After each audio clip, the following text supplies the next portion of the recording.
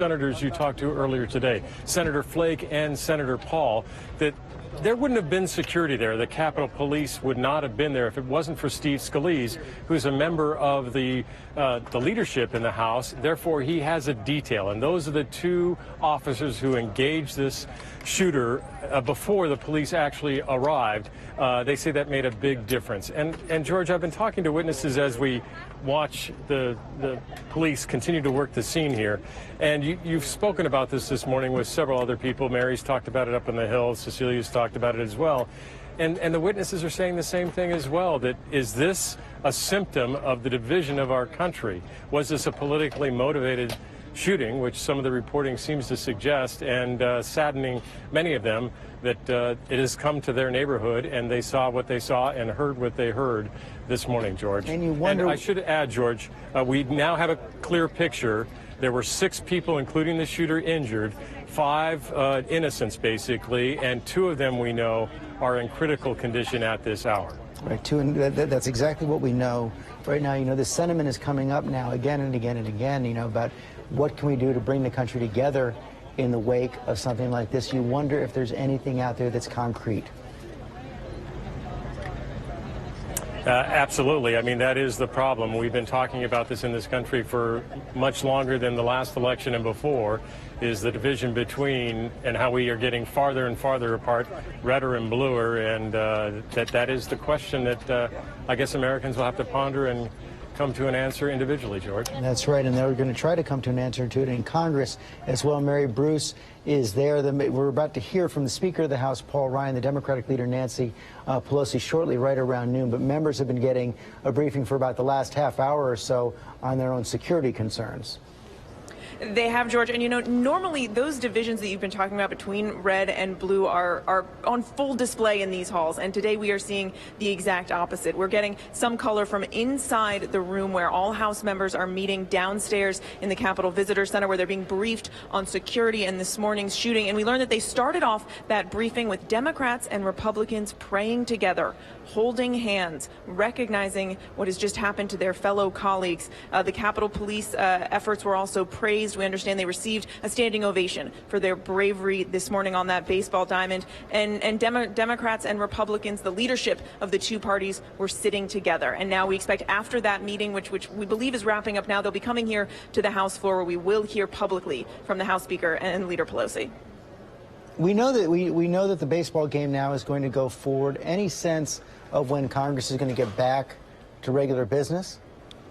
Well, certainly not today. After they deliver their remarks on the floor, all House business will be suspended for the rest of the day. Over on the Senate side, there are still a few hearings that are ongoing, but in general, it is a much calmer, much quieter feeling here up on Capitol Hill. I should mention, though, that the building is still open. We are still seeing, and you're probably seeing behind me, some tourists mulling about, some groups that are still up here. It's a bit of a surreal scene in many ways, but given the severity of the situation, and we are beginning to see some lawmakers, some of their staff coming through here on their way into the floor, George. And surreal was at least one word for the scene on that practice field today when the gunman opened fire. One of the congressmen there was Chuck Fleischman of Tennessee. Let's listen to what he had to say. I'm so sorry. So you were there. Oh, my God. It was a sad day. It is a sad day. My personal thoughts and prayers go out to all of those who were severely injured and wounded, and there were several. My injuries are minor, thank God. For the Capitol Police, they were there to guard our whip, Steve Scalise. But for that fact, there would have been much, much more damage. I don't know why.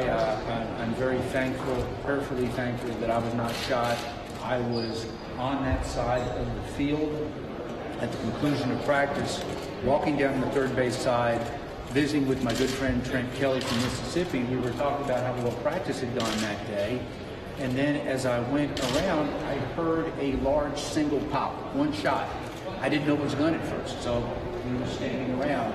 Within moments, there was a barrage of shots being fired. Larry Hardy, who is one of our coaches, we have a lot of volunteer coaches who's come out and help both teams. And we hit the ground immediately. And then And then we realized that we were literally out there. We didn't exactly know where the shots were coming from, but it was loud, it was constant. So I actually ran and jumped in the dugout. That's when I got scuffed up, I'm sorry. That's when I got scuffed up. And when I got in the dugout, we realized the shooter was still active. There was a child in the dugout because children come out and watch us play. The children were secured. We went against the wall in the dugout. Fortunately, the Capitol Police were able to return fire and at least stop the shooter from moving forward because we were like sitting ducks in the dugout. Were you able to get a look at the shooter? I was not. I heard it, and I did not see him. Other members actually did see him moving around and took cover. Several, multiple shots, and it seemed like it went on for quite some time because when I got back into the dugout with the members there, I realized one gentleman had been shot in the leg and he was bleeding. I could actually see the bullet hole in his leg. Other members were like me, bloodied up just trying to get there because they just jumped into the dugout. It seemed like it went on for an awful long period of time. Fortunately, there was return fire from the Capitol Police to keep the shooter at bay. Calls went out for help. Virginia police came as backup, and it's my understanding that they subdued the shooter. They subdued it? I don't know. I don't know. And who was the Capitol Police present? Were those just Scalise's personal detail? Yes. And that is very normal. Our Speaker, the Majority Leader, and the Whip get 24-hour Capitol Police coverage, as do, I believe, the Majority Leader and their side. And that is something that's been in place for quite some time. This is my 7th year playing on the Congressional Baseball Team, and they are there every day with Whip Scalise. Today, it was so important that they were there, and 2 were injured. My thoughts and prayers and thanks, my sincere thanks go out to them. A lot more members would have been more seriously hurt if they had not been there to return fire. Do you think that the security needs to change for rank and file members? Thank you. God bless you. For rank and file members, given what happened, does it make you rethink speaking out because you've been a town hall meeting here? Well, this is what I said earlier, and I'm still in shock about this because I've never actually been fired upon. I served with some men and women who have actually been in combat before, and I talked with them after the event. Said, what was that like? Let me say this. Could you speak baseball, to the cameras as well? Sure, I'm sorry. Take a step this way, sir. Sure. Thank you, sir. Baseball is a part of America. It is coming up by noon right now. Some of our stations are going to break away for local news. Our coverage is going to continue. Of course, we were talking about the shooting that unfolded about 5 hours ago, 7 a.m. In Alexandria, Virginia this morning on the field where the Republican baseball team was practicing for the annual bipartisan baseball game, annual congressional game. Shooter unleashed up to 50 shots, shooting Congressman Steve Scalise. There's the shooter right there, James T. Hodgkinson. The president announced shortly ago that he has died. One of the victims, Steve Scalise, the number 3 Republican in the House, was shot as well, shot in the hip. He has undergone surgery this morning.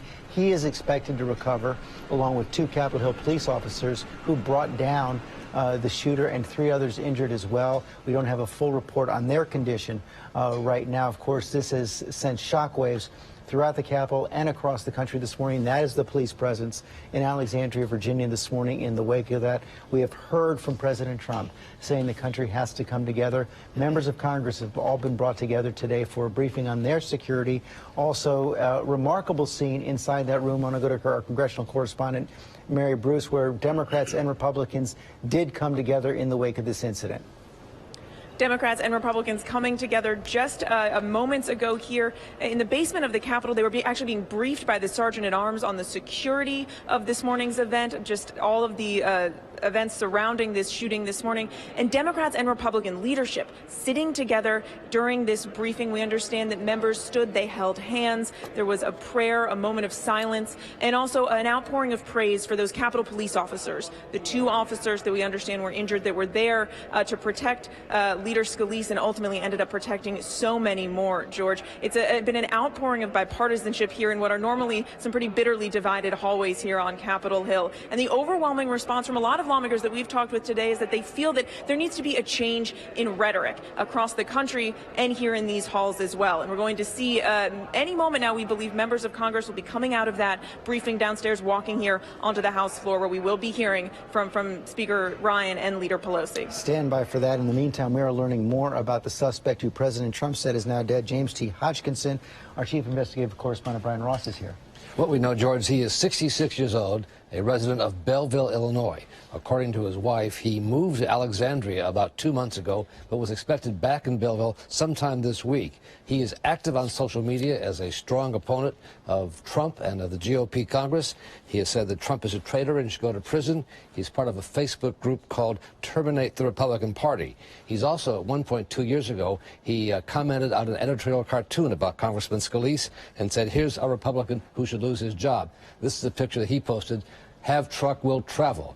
He traveled to Alexandria. We don't know yet, though, based on any of the postings on social media, what led him to snap, what led him to go from we don't outspoken. know. We don't know yet if he actually went to Alexandria specifically for the purpose of being around members of Congress, being in the Capitol. It's not known. We know as recently as yesterday he was posting on Facebook, commenting about Congress being bribed and being in the control of large corporations. So he was very attuned in some ways to what was going on in Congress. He signed petitions against the Republican health care bill. He was activist that way, but he was nothing in the postings that suggested violence. And no threats in the postings. Senior Justice Correspondent Pierre Thomas is here as well. And Pierre, as you were saying a while ago, this is something that officials in Washington, D.C. have become more attuned to in recent months and years, the idea of people traveling to Washington for the purpose of committing violence, even though, again, we did not have any advance threats from Mr. Hodgkinson. Absolutely, George. We had a man that committed suicide on the Capitol grounds a few years back. Also, a man who got inside the visitor center and had a weapon a few years back as well. And also, you'll remember, George, that woman who was shot to death after she traveled back and forth between the White House and the Capitol and was eventually shot and killed. She had, delusions about President Obama. These people are showing up more and more and consistently in this area. As far as the investigation, the FBI is the lead. They are digging into the background of the suspect. ATF has, as David Curley mentioned, at least 24 personnel on the scene. It's a massive crime scene. They've got to try to collect all those bullets that were fired, the cartridges that would be on the scene. And we're being told that there's an urgent trace being done on the firearm to get more details about the investigation there, George. Yeah, we have no idea where he got it, where he bought it, and either the rifle or he, according to some witnesses, he also had a handgun. Exactly, George. It'll take a bit of time to get this trace done, but the ATF has great experience in running down these kinds of cases. Again, the hope here is that the serial number would not have been filed down. Some suspects will do that. That makes it a little bit more complicated. But in this case, they're hoping that they can get that information run down very quickly, George. Okay, Pierre Thomas, thanks very much. I want to go to Cecilia Vega at the White House. This was the first time we've seen in, 145 days of the Trump presidency, the president called on to come out and speak after a shooting like this. Thank goodness no one but the assailant has died from this shooting, even though it was a mass shooting. And the president, always a surprise, chose to announce that the assailant had died himself. Yeah, he did. This is, it's not something you traditionally would hear news like that, breaking news especially, being delivered from a president inside the White House here. That is exactly how he started his remarks, and then shifted to a very, tried to strike a very unifying tone from President Trump here today, saying that all members of Congress who work in this city definitely have their political differences, but they're all here because of their love for our country. And that certainly was the message from President Trump here today. He also spoke directly to the camera and addressed Congressman Scalise during his recovery.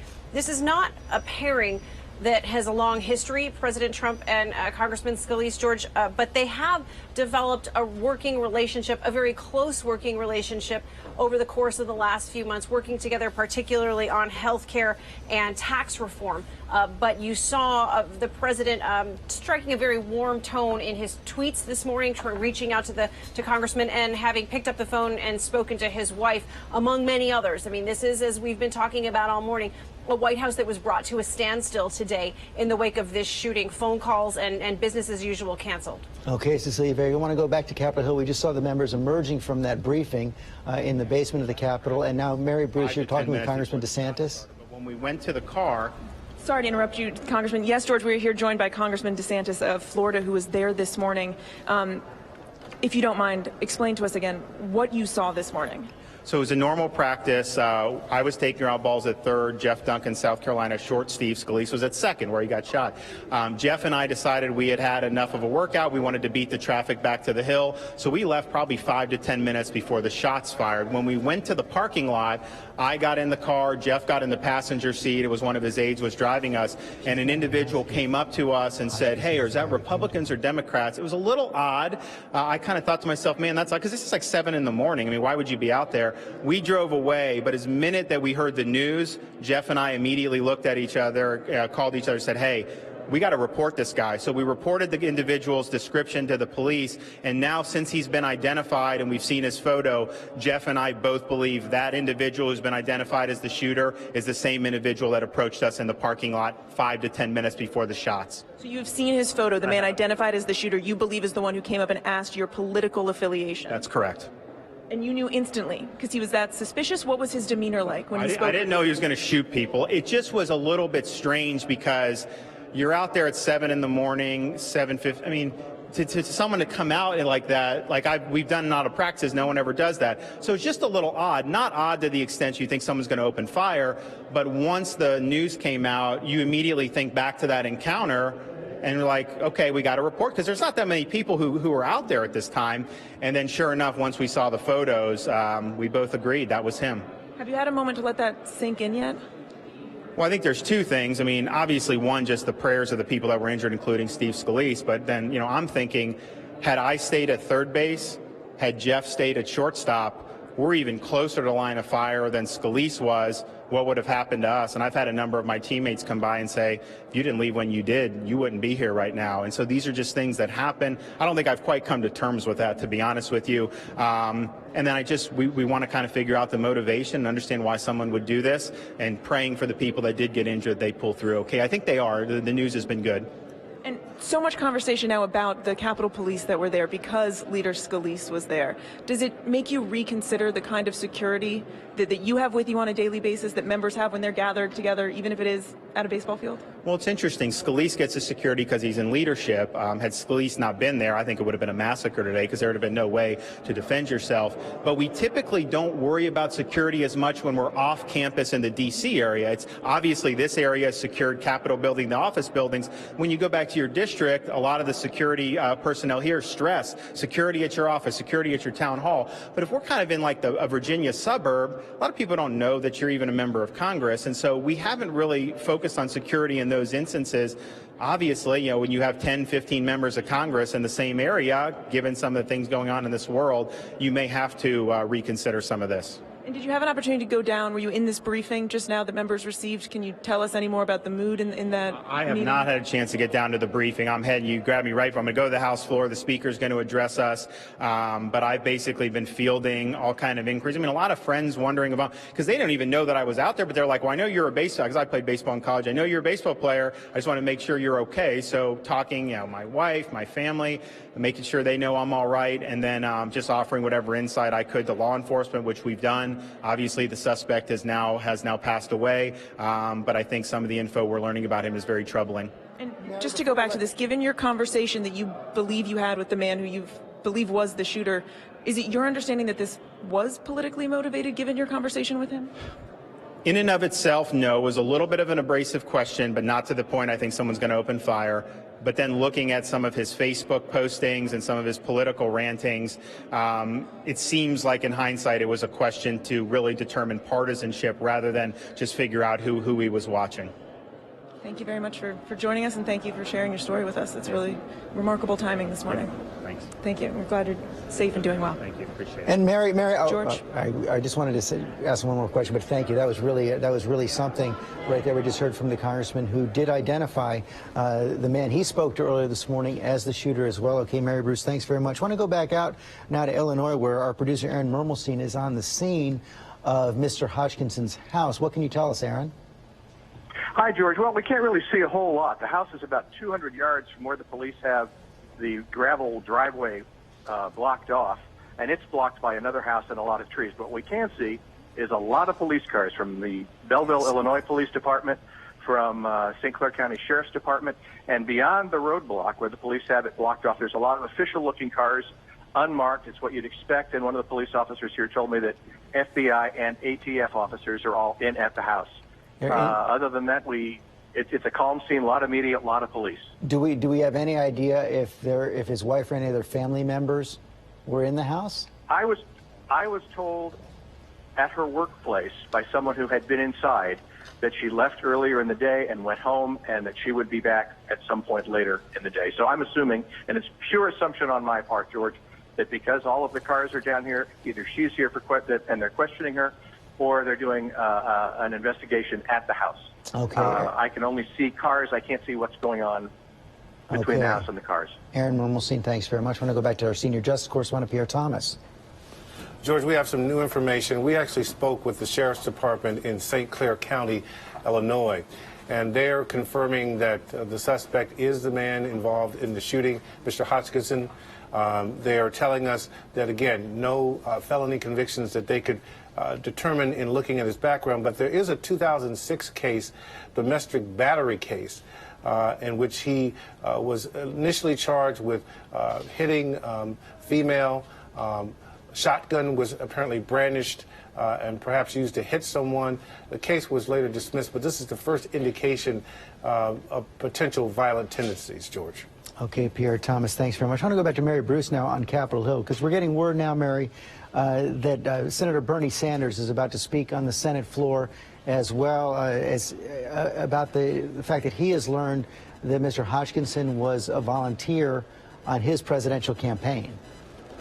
Exactly, George. We understand that Senator Sanders is about to go over on the Senate side to the floor to discuss the connection between his campaign and the alleged shooter, saying that he's been informed that the person may have volunteered for his presidential campaign. We also understand that there are reports that the shooter may have had some Facebook postings involving Senator Sanders. So he will be on the floor shortly to address these matters and any connection that may have existed between his office, between his presidential campaign and the shooter.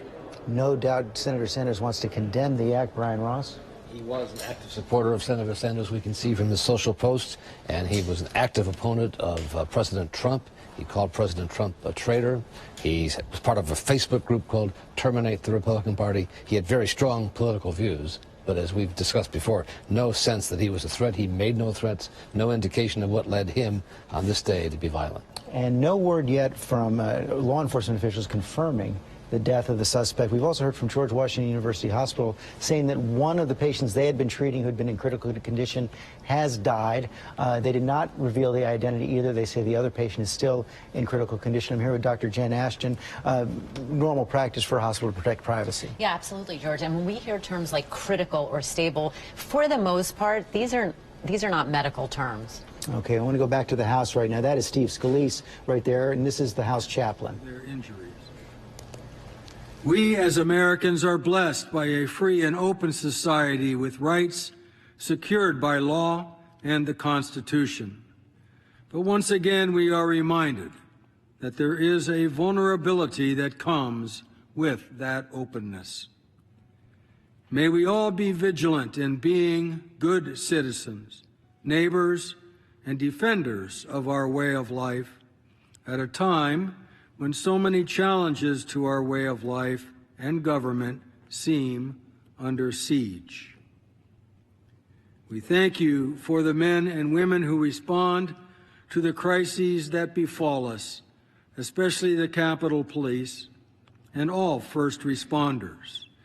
May their heroism and generosity of spirit be an inspiration to us all, and may they be assured of our appreciation of their service.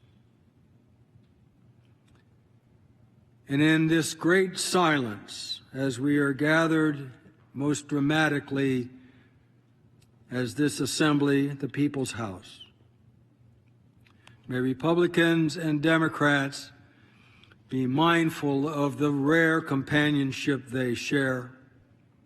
Men and women who have taken very public responsibility for our country that carries so many burdens, and today the reminder, shared danger. May this day be characterized by kindness, goodwill, and compassion one to another. God bless America, and may all that is done this day be for your greater honor and glory. Amen. Amen. The chair has examined the journal of the last day's proceedings and announces to the House his approval thereof. Pursuant to Clause 1 of Rule 1, the journal stands approved. The chair will lead the House in the Pledge of Allegiance and invites the members of the gallery to join. I pledge allegiance to the United States of America and to the republic for which it stands, one nation, under God, indivisible, with liberty and justice for all.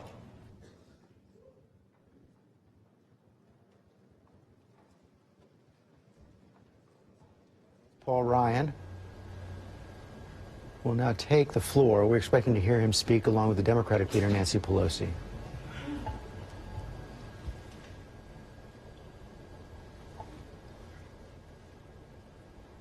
For what purpose does the gentleman from Wisconsin seek recognition? I ask to revise and accept my remarks and address the House for 1 minute. Gentleman is recognized. My colleagues, there are very strong emotions throughout this House today. We are all horrified by this dreadful attack on our friends and on our colleagues and those who serve and protect this Capitol. We are all praying for those who are attacked and for their families. Steve Scalise, Zachary Barth, Matt Micah, Special Agent David Bailey, Special Agent Crystal Griner. We are all giving our thoughts to those currently being treated for their injuries at this moment. And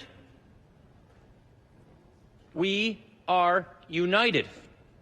We are united in our shock. We are united in our anguish. An attack on one of us is an attack on all of us.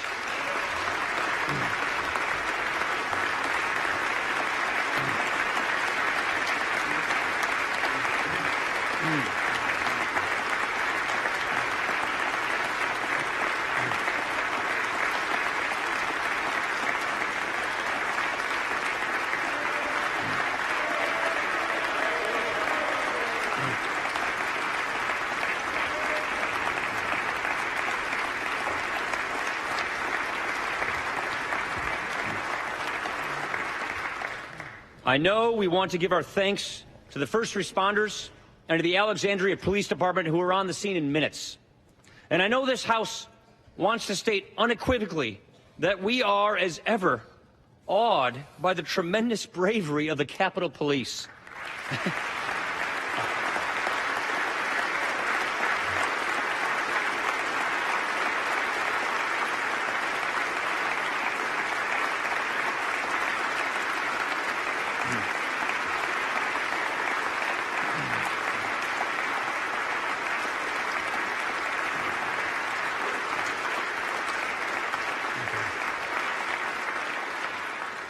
I spoke with Special Agent Bailey and Special Agent Griner this morning. One was being treated and one was about to go into surgery. I expressed our profound gratitude to them. It is clear to me, based on various eyewitness accounts, that without these two heroes, Agent Bailey and Agent Griner, many lives would have been lost.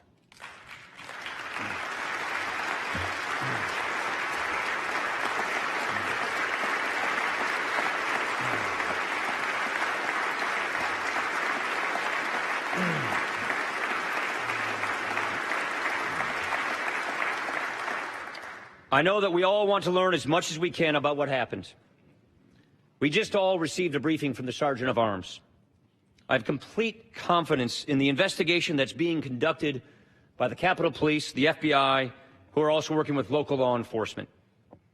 I know we want to extend our gratitude for the outpouring of support that we've received from throughout the Capitol and from throughout the country. And now, knowing Steve Scalise, as we all do, he is likely really frustrated that he's not going to be able to play in the baseball game. I also know that Steve wants all of us to commend the bravery of those who came to the aid of the wounded. In the coming days, we will hear their stories, and we will have the chance to hold up their heroism. My colleagues, there are so many memories from this day that we will want to forget, and there are so many images that we will not want to see again. But there is one image in particular that this House should keep, and that is a photo I saw this morning of our Democratic colleagues gathered in prayer this morning after hearing the news. You know, every day we come here to test and to challenge each other. We feel so deeply about the things that we fight for and the things that we believe in. At times, our emotions can clearly get the best of us. We're all imperfect. But we do not shed our humanity when we enter this chamber. For all the noise and all the fury, we are one family. These were our brothers and sisters in the line of fire. These were our brothers and sisters who ran into danger and saved countless lives. So before this House returns to its business, let's just slow down and reflect.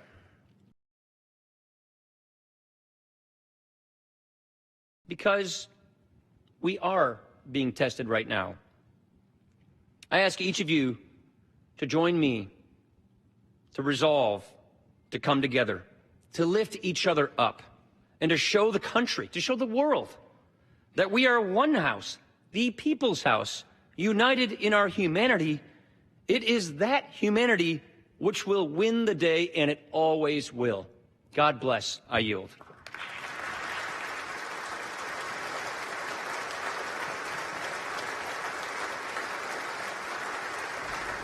Following Speaker Paul Ryan, Nancy Pelosi, Democratic leader.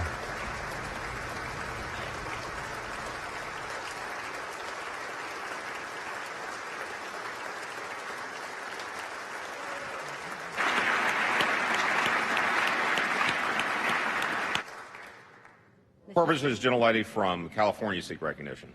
Mr. Speaker, I rise to join the distinguished speaker in paying tribute to the brave men and women of the Capitol Police Force, and also in sadness for the assault that was made on our colleagues and members of the staff. To my colleagues, you're going to hear me say something you've never heard me say before. I identify myself with the remarks of the speaker. They're beautiful remarks, Mr. Speaker. Thank you so much. For the sentiments that they represent, thank you so much.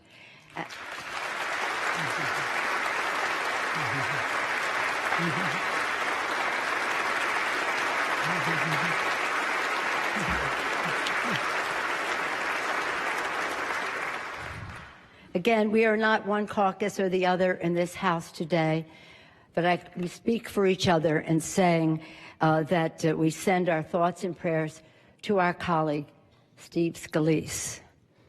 Personally, we have our Italian-American connection, so as soon as I heard his name, I was filled with concern, as I would be for anyone here, but we have that special connection, so our hopes and prayers. And I said to the Speaker, I'll be asking you every 5 minutes, how is Steve coming along?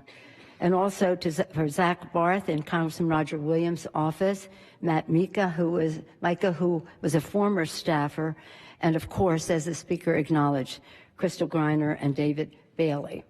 And acknowledging their sacrifice and how fortunate we all were that they were on the scene, because other lives would have probably been lost, I want us to remember that every single day the Capitol Police protects all of us, takes risk for us.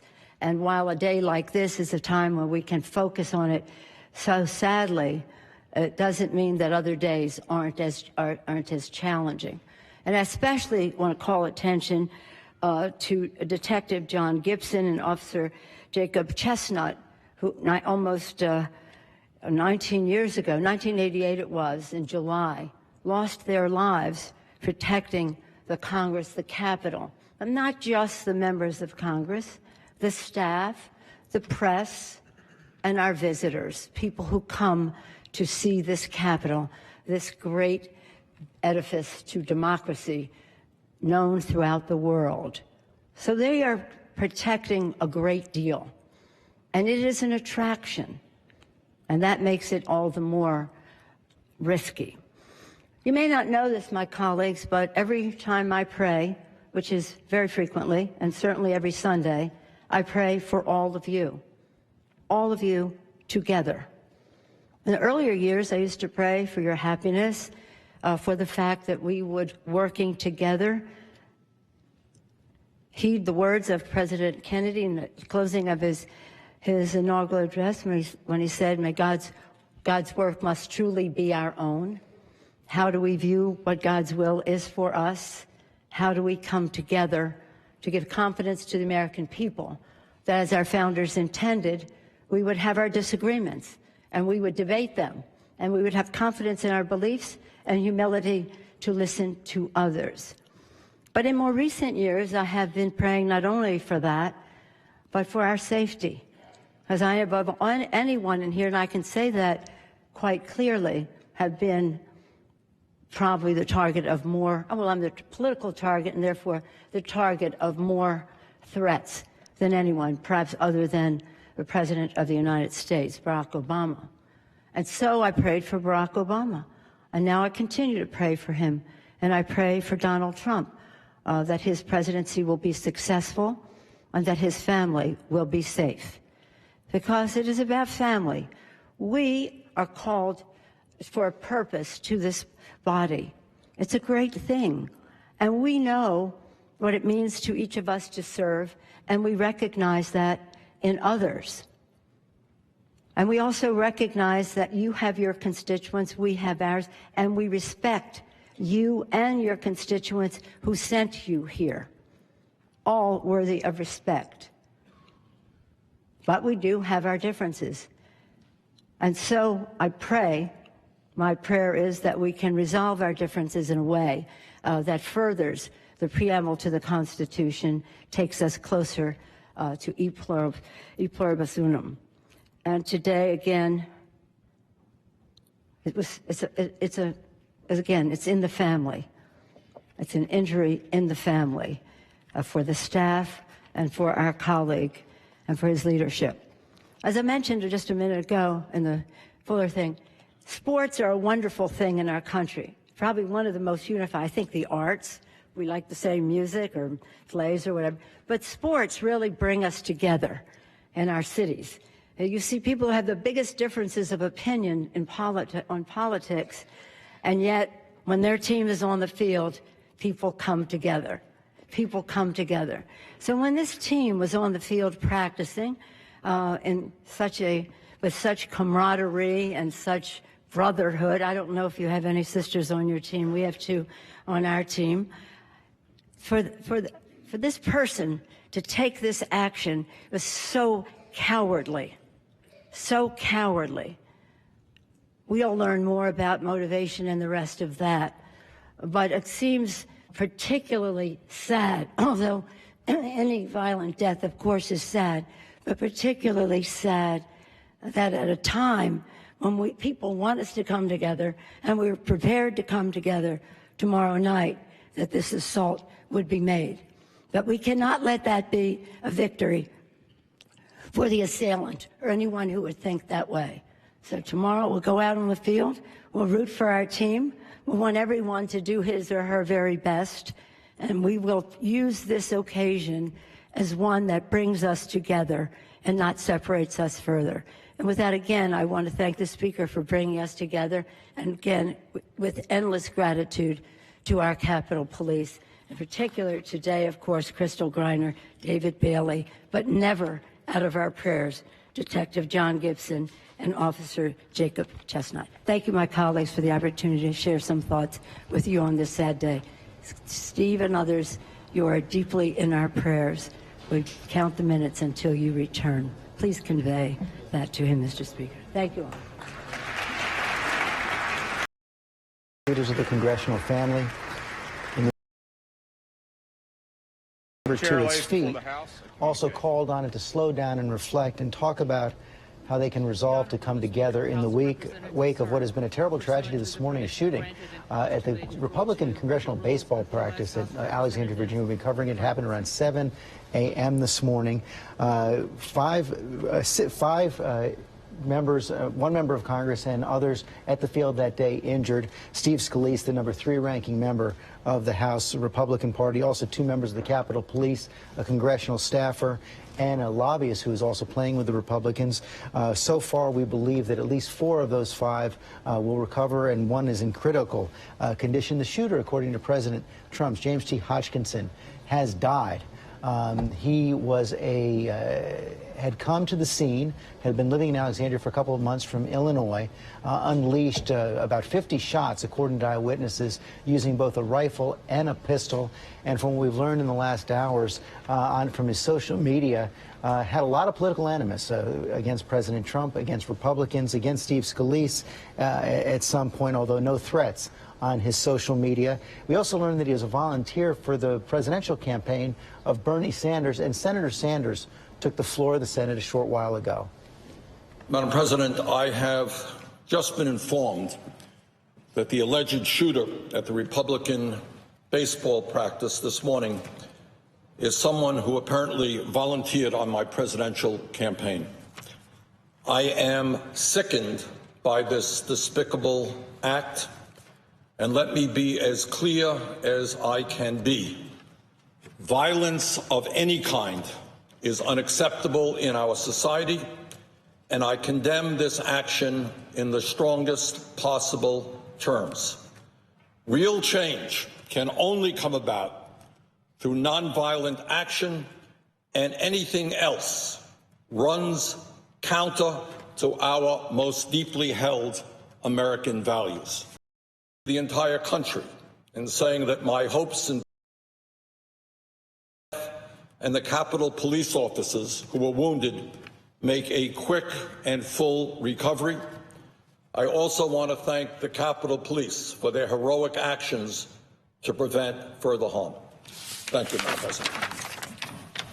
Senator Bernie Sanders speaking on the Senate floor after learning that today's shooter, James T. Hodgkinson, was a volunteer in his presidential campaign. We are learning more about the shooter right now. That is the scene outside his house in Illinois. I want to go to our senior justice correspondent, Pierre Thomas, for more on this. Well, George, again, he had a background of a lot of traffic violations, no felony convictions as far as we can tell, but there's a 2006 incident which bespeaks a potential for violence. Local police in St. Clair County, Illinois, were called to a residence in which he allegedly had hit a female, also had hit a neighbor with a shotgun butt and fired a shot.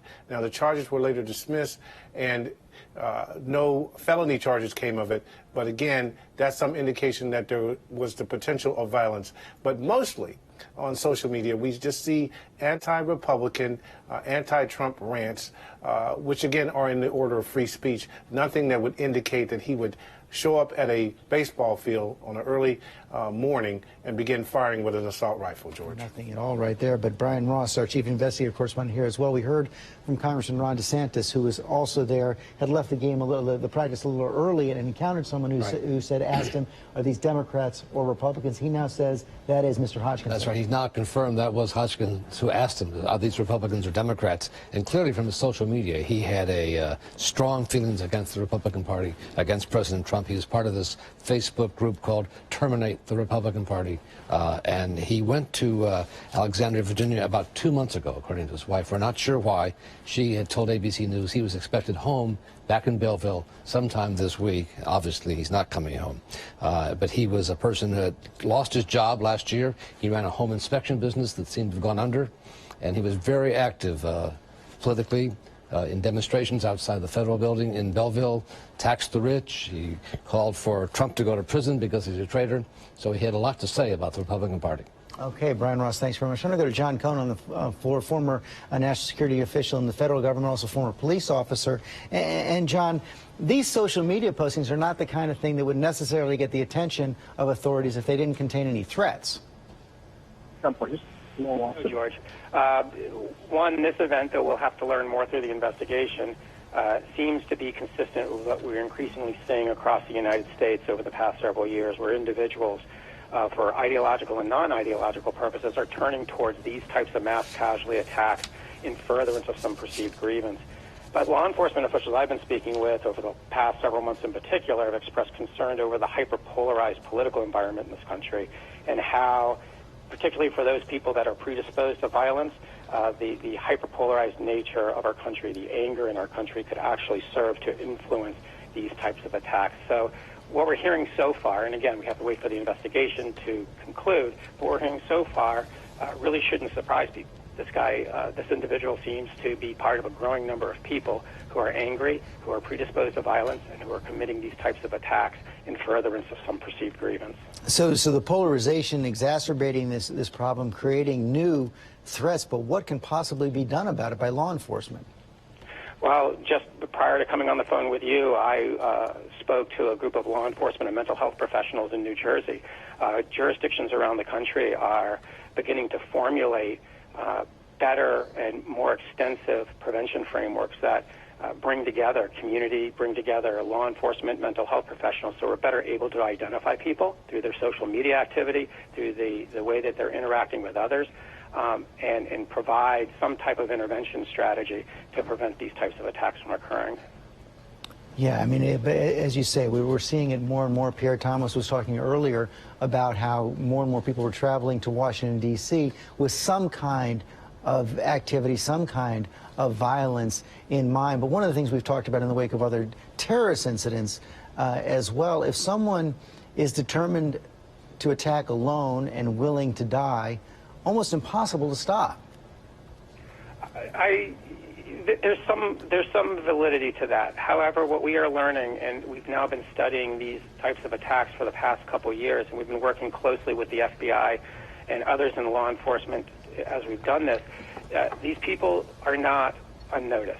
They are projecting behaviors. They are engaged in activities that are noticed by other people who interact with the individual, whether it's online or in person. They cause concern amongst those people. What we have to improve is the ability of law enforcement to take in that information and then to work with the others, whether they be mental health professionals or others in the community, to address the underlying issues that are leading ultimately to this violent behavior. So it takes intensive and a broader definition of community policing. Absolutely, and it also requires, and there's a lot of discussion about this, of incorporating techniques used by the Secret Service for decades and the FBI for decades to assess the risk posed by an individual based on their behaviors. We need to incorporate that into the way we evaluate tips and leads that may come into law enforcement organizations. So this is the work that's underway right now. We're beginning to see it implemented in jurisdictions around the country. But as we're talking about this from a national policy perspective, hopefully this event will be a wake-up call to people that we need to change the way we're evaluating potential risks in our community, and we need to change the way that we're dealing with them. Thanks, Jen. I'm here with Dr. Jennifer Ashton as well, and this makes me think, as a medical professional, what are the warning signs to look for? Well, you know, that's going to be one of the underlying stories, that as this crisis moves forward, mental health needs to be destigmatized. We need more awareness and treatment of these individuals. But shotgun to a baseball field. So the question becomes, how do you pick up these warning signs, not just for someone who would do something like this, but for someone, you know, who's suffering in and of themselves and maybe is a risk for hurting themselves as well as others. So mental health will be a big story. Again, unfortunately, we see it more often than not.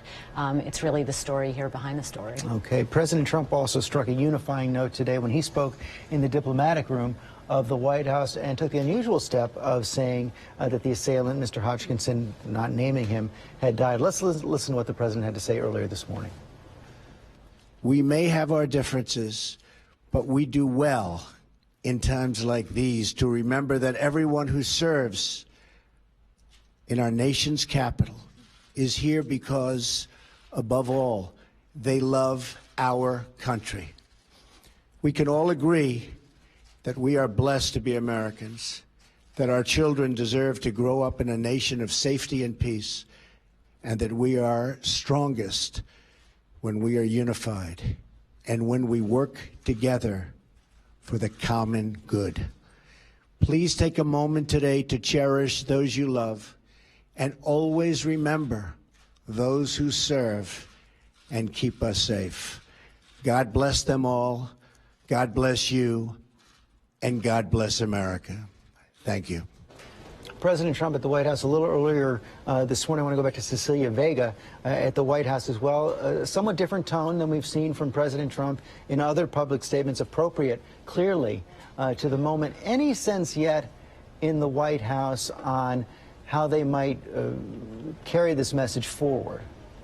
No, George, they're not talking or looking ahead long term at this point. But what we can go back to perhaps is that statement from Speaker Paul Ryan, who said, let's just slow down and reflect, and Minority Leader Nancy Pelosi calling this a family. So it's not just the president that is striking that tone of unity today from the White House. It's extending beyond the walls of the White House and over to the Capitol. So time will tell whether this sticks, but let's just not lose sight of the fact that this is a White House that has been in chaos in recent weeks. That today, for example, nearly 200 Democratic members of Congress plan to sue Donald Trump because accusing him of violating the Constitution for emoluments, the emoluments clause. This is the divisions run deeper than any of us could even describe in this city right now. So the fact that they are coming together today is a huge step. It remains to be seen how long this will last. It is a hyper-polarized, hyper-partisan time. It's something that's been growing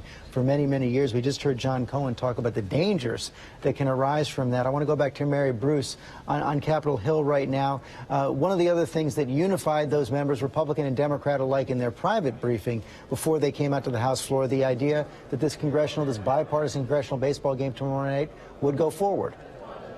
George, that game is going to go on, and you can bet those stands at National Stadium are going to be packed with lawmakers, because you heard there on the floor from Nancy Pelosi and Speaker Ryan the concept of family, that today they are united. As Speaker Ryan said, that an attack on one of us is an attack on all of us, and they are going to make sure that they show that message publicly at that baseball game tomorrow. Remember, this is the Republicans that play against the Democrats. It is essentially unity coming together on that baseball diamond, and that game will now go on, despite the horrific tragedy at the practice today. That was announced at a briefing for members on their security, that private briefing for the members. And we've been talking this morning about the increased threats to Washington, D.C. from loners, from people coming outside of the Capitol who visit there with a specific purpose of breaching one of the barriers, committing some kind of act of violence.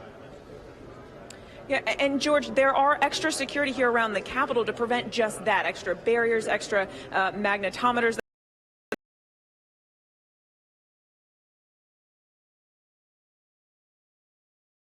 At a baseball practice. And so the question here being asked by many members of Congress is whether they need to change those habits at all. Do they need to reconsider the kind of security that they have with them, even when they are out, in their districts and out really acting just as members of the community? But again, every lawmaker that I've talked with today also stresses the fact that it is so important that they be able to get out there, to interact with their constituents, to live their lives without feeling like they're, under a constant security presence. So how to strike that balance, and how to also make sure that they show the American people, that they show anyone who intends to do them harm, that they will not let attacks like this change their way of life. And Mary, we saw Senator Sanders go to the floor after learning that the shooter wasn't a volunteer for his campaign. What more have they been able to put together about what he may have done for Senator Sanders, if anything?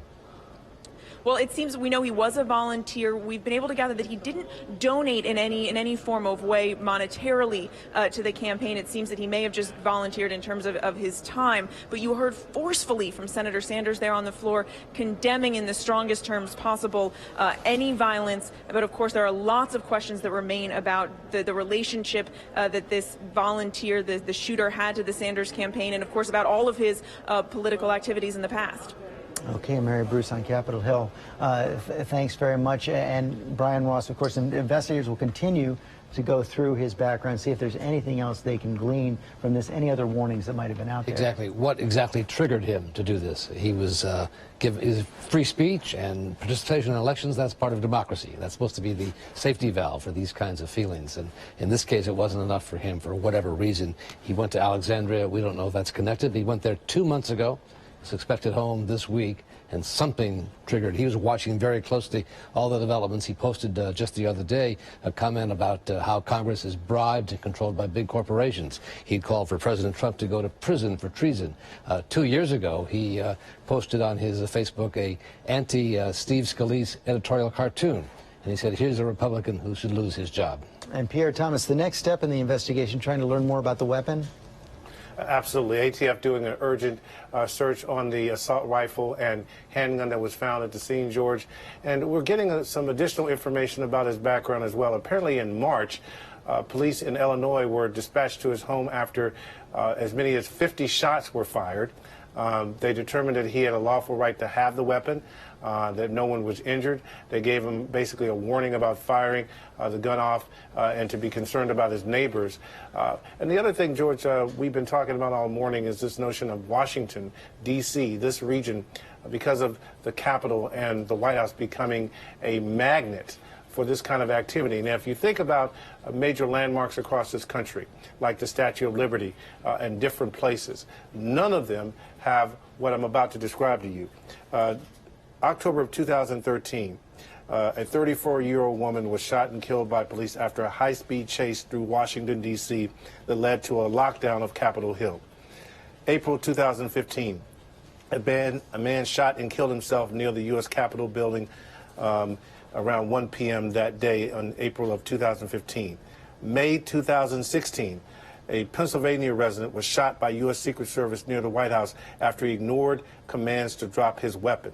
And last year, in March, a Tennessee man was shot and killed by officers and taken to a hospital where he underwent surgery after he drew what appeared to be a gun and pointed it at officers at the Capitol. So you see that this area is becoming unique in its capacity to draw these kinds of people to this region. And it's so hard, though, to monitor ahead of time any travel here in the United States. I want to go back to David Curley, who's on the scene in Alexandria. The police said several hours ago it's a stable situation. Is it quieting down? It is a little bit, George. As you can see behind me, there is only one police car there, but that's where this baseball field and park is. And in that park at this hour, there are 24 ATF agents. The FBI is in charge of this investigation. Crime scene teams from the FBI are there, too, and they have their work cut out for them. We are hearing there were more than 50 shots fired. They're going to want to recover all the shell casings they can, everything that they can learn at the scene from what happened this morning here in this tragic shooting that left so many injured, left 5 injured here. So they are continuing to work here. We are expecting an update from the police and the FBI a little bit later this afternoon. They have not given us any specific details or of motive. They haven't even identified the assailant, who we now know came from Illinois and has passed away. But the investigation continues here. And one thing I'd add, George, before we were pushed back this block or so, and there are still several blocks here that are cordoned off, but before we were pulled back, our team was able to get some pictures, and they are striking images of a baseball glove sitting on the field.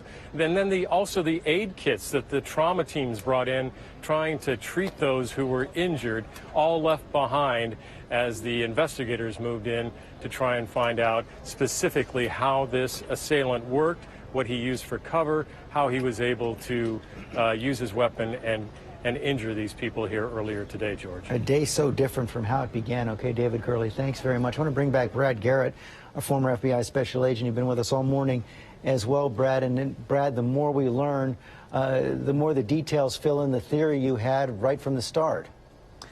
George, unfortunately, these guys are always on some downhill trajectory. I think Brian mentioned earlier that his business went bad. My guess is he's probably got other issues in his life, financial, domestic, you name it. And so what happens as they go down and the rage builds up, and then they externalize it. they say the rest of us collectively are the reasons they're having problems. And so they'll pick a target. For whatever reason, he's picked the GOP. Sounds like it has something to do with health care in his mind. And that's where he went. Now, you heard descriptions this morning about him being fairly calm about him doing this. And the reason why these shooters are so calm is that now they are empowered. All of this feeling of powerlessness, not being able to fix my problems in my life, whatever they might be, I'm going to go after the people that, quote unquote, have caused me these problems, and I'll feel better, at least for a few minutes. I want to pick up on that point for a minute, because that does seem to be a common thread of so many of these shootings that we've had to talk about too many times. You know, you hear the reports from the witnesses on the scene, very calm, very methodical, very deliberate, not seem to be concerned at all with their personal safety in any way. They seem to have crossed a line, and that is a thread that sort of connects people who commit violence like this, whatever their motivation. That's right. It crosses the lines from school shooters to this type of shooting to even Islamic extremists, as much as some people want to make them as different from a sort of a personality profile, but it's really not the case. With you? Yes, George, he is, and thank you. We are joined with Congressman Costello of Pennsylvania. You were supposed to be there at that practice this morning. I missed my I carpool with Brad Wenstrup, who actually was the one who helped out with Steve Scalise on the field. And we have a rule, 6 a.m. If I'm there, we go. If I'm not, I'll find another ride. I walked out the Longworth office building at 6:02. I texted him and Rodney Davis, who's the catcher on the team and who also was part of our carpool, and they said they just left. So I went back to the house gym and was waiting for another ride to see if another member was leaving. By 6:18, no one was down there, which is unusual because I've always been able to hitch another ride. And so at 6:18, I was like, it's going to be too late to get another ride because it's about a 20-minute drive to the baseball park. And just went and got ready for work, went up to my office and was reading when I heard on the television that baseball practice, shooting, Congress, and I looked up and it was the baseball field that we practice at. And then I thought it was like I was seeing something or hearing something wrong. And then I heard about Steve, and then ever since then it's just been a whirlwind of selfishly thinking about how it could have been me and how bad it could have been. But then I get back to the really important thing, which is I know those 5 people. They're good people. They work hard, and their families, and how much worse it could have been for more people. And now, knowing what I know, I'm just grateful that they're all going to be okay, and that their families know they're going to be okay. And we were talking when you first walked up here about how this, you said it seems to be hitting you in waves. Has this had a moment really to sink in, given the timing of all of this for you especially? Well, I think I go back and forth. I mean, I'm sure I'll probably tear up again within the next hour when I think about how worse it could have been, or, you know, my family being without me and other members' family, something happening to them. I mean, it was that close. And where I would have been right in the line of fire, and I would have been there, given where I'm shortstop, Steve is second base. But then I also think about them and their family. I mean, my wife is beside herself, my mom's beside herself, and then I think, like, well, what about the wife of Steve Scalise? What about the wife of that security detail? What are they thinking? What are their kids thinking? And that's what really hits you. And then you realize, like, it doesn't matter that I was almost there. They were there, and they did experience that. And seeing that, what happened, even hearing what happened, it's traumatic just hearing about it, because I know exactly where he was, what trees he was behind, and it had to have been even worse for members that were there. And we understand now, it seems that the shooter may have had some political motivations. The more you learn about the shooter, what do you think? The fact that he was going up to some of your colleagues, in fact, right before, it seems, and asking if they were Republicans or Democrats playing on that field. Well, I have a public responsibility, as does every member of Congress. Americans, rightly, identify with one political party or another, or neither, increasingly neither. And sometimes people feel that Democrats are bad or Republicans are bad, and we forget that we're human beings, that we have families, that we want what's best for everyone. I want what's best for you and your family, even if you disagree with me or I may disagree with you. And sometimes that stuff gets lost in the shuffle. temper is very toxic, and I think that my responsibility always is to lower the temperature, try and bring back more civility. And if somebody attacks me or makes it about me or is mean, I can do one of three things. I can ignore it, I can be mean back, or I can try and inform that person that I'm working hard, you might disagree with me, but I care about you even if you may not, even if you may disagree with me. And I think that that's the message. Thank you so much for being here with us. George. Thank you, Mary. I wanted to go to the phone now, joined by Kevin Kubitschek, who has known James Hodgkinson, a friend of James Hodgkinson, for many years. Kevin, thank you for joining us right now. How long did you know Mr. Hodgkinson? Well, going back to 1956, he and I were in high school together at Belleville Township High School East. He was a year ahead of me. Did you have any idea that he was capable of violence like this? No, I had no inclination whatsoever. And so he had never spoken about going to Washington, D.C., carrying out a threat like this? Well, George, let me just say to you, in the last few years, I saw a few letters from Tom to the editor of the Belleville News-Democrat. He expressed some opinions, some dissatisfaction. It didn't strike me at the time that I recall that it was anything radical about it or anything that was that really out of the ordinary. Just somebody giving their opinion. Right, but he was pretty energized politically, huh? Well, that's what they tell me, and they told me about different things he's blogged recently. I'm not a social media person, so I honestly can't comment on that from a personal standpoint. So do you have any idea why he was in Virginia or no? I have no idea whatsoever. When I was watching the news this morning and they mentioned his name, I told my wife, I know that fellow, and she said, no, that's out in Virginia. And then they mentioned Bellevue rather than Belleville, right? And I said, Tom Hodgkinson. And sure enough, it was. Well, Kevin, thank you for joining us this morning. Thank you for that insight. As we've been reporting all morning long, a shooting this morning in Alexandria, Virginia, at a congressional baseball practice. Republican baseball team practicing this morning. Shooter James T. Hodgkinson unloads on the field, wounding at least 5. One member of Congress, Steve Scalise, and 4 others, including 2 Capitol Police, who brought the shooter down. We have now learned from President Trump that James Hodgkinson has indeed died this morning after that shooting. At least 1 other victim in critical condition. We expect the 3 others to do well, including Mr. Scalise, who has emerged from surgery. And as this is all happening, another reminder of the violence in this country. We're learning of a shooting in San Francisco as well at a UPS facility. We'll bring you more on that breaking news and any other updates as they come in during the day. You can download the ABC News app right now for more details on that as well. And David Muir will be anchoring World News from Washington tonight. I'm George Stephanopoulos in New York. Have a good day. This has been a special report from ABC News.